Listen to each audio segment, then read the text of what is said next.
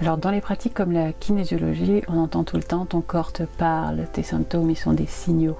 Alors cette idée pour moi elle n'est pas complètement fausse, mais je me suis dit qu'elle était presque incomplète.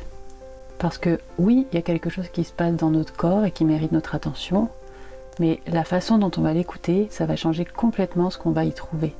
Donc voici ce qu'on oublie souvent, c'est que le corps et le mental ne sont pas deux entités séparées qui s'envoient des messages à distance.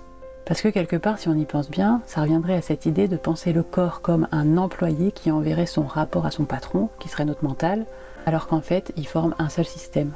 Alors je me suis dit que c'était plus intéressant de regarder les messages de notre corps plutôt comme les reflets de ce qui se passe à l'intérieur. Si on regarde concrètement, on pense à quelque chose de stressant, alors notre cœur il va s'accélérer par exemple.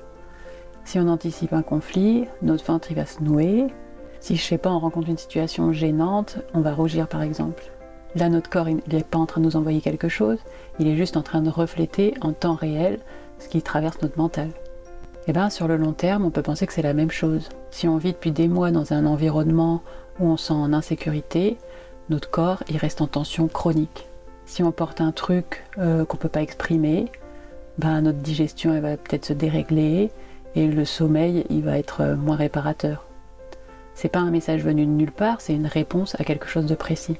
Donc si on écoute notre corps en cherchant ce qu'il veut nous dire, on cherche peut-être une réponse dans le mauvais sens. Parce que peut-être qu'il faut écouter en nous demandant à quoi il est en train de répondre notre corps.